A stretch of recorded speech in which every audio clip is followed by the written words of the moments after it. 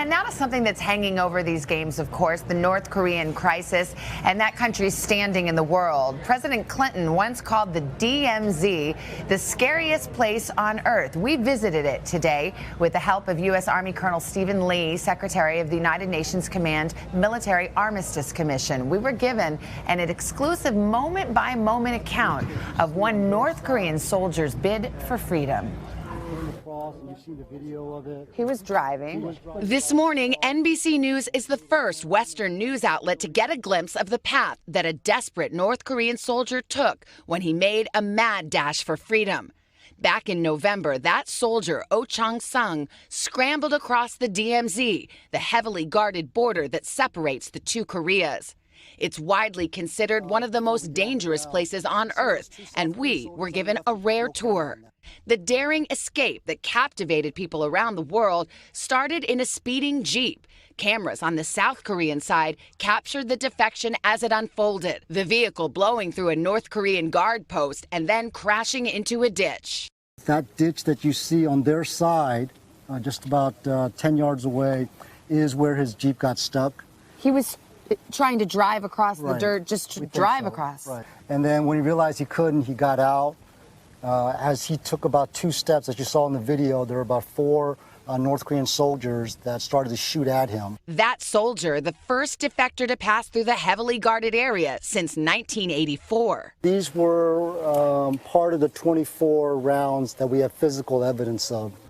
The joint security area located in Panmunjom village, the so-called Peace Village. It's meant to be an area that encourages diplomatic exchanges and is the only place where North and South Koreans can stand face to face. It must have been astonishing to have gunshots ring out here in one of the most tense places in the world. This place is different than all of the other places along the demilitarized zone. It is specifically for dialogues, and so we shouldn't have provocations like that. So that was even more significant that they fired here in this area. Can we go see where you found the soldier? Sure. Okay. It's just right there.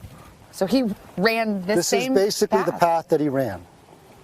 It was actually quite remarkable when you see the video, right, of him running, and he was getting shot 5 to 6 times. He's taking bullets on this whole run. Right. But he wasn't found right away. No.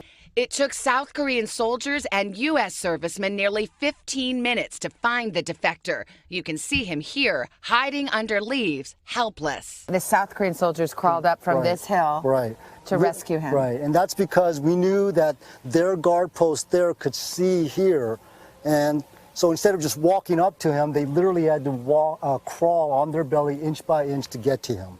Because for all you know, if they see him being rescued, they take another shot. Right, exactly. That's why we took what we assessed to be very prudent measures to rescue him, but also try to protect our forces. That's incredible. I mean, the North Korean you can see. tower is right there. Yeah. They probably are watching us right now. Yes, they are. They probably know what we're talking about. Bullet holes from the incident still scar this wall. I count 1, 2, 3, 4, 5. As the defector was medevaced to Seoul, where he was treated for several gunshot wounds, Colonel Lee worked to lower the tension ricocheting through the area. I penned the message, and we actually opened that door and used a bullhorn, which is very unusual for us, to just make sure they got the message, okay? What was the message? The message was very simply that, hey, one of your soldiers came to our side. We have him.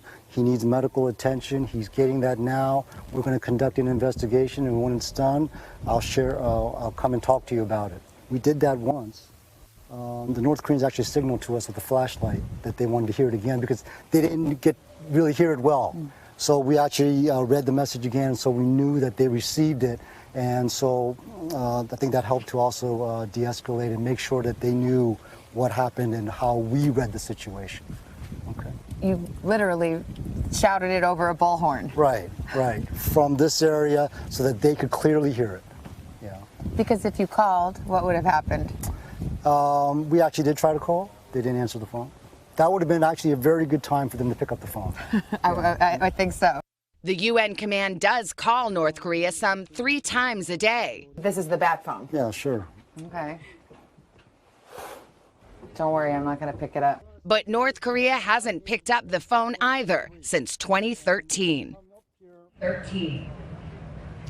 That's incredible, the access and the kind of peek behind the curtain. Yeah, it really was, because the whole world watched that. It was so extraordinary to see a North Korean soldier defect, and he was, under a hail of gunfire. But this is the first time a Western news organization has seen the bullet holes and heard about what went on. And that communication, you would never expect that. A bullhorn. Right? It's not the way the U.S. South Korean side would like to have communication go, but sometimes that's all there is. We're going to have a little bit more inside this very fascinating place. That was tomorrow morning on Today. All right. Hello, Today fans. Thanks for checking out our YouTube channel. Subscribe by clicking that button down there and click on any of the videos over here to watch the latest interviews, show highlights, and digital exclusives.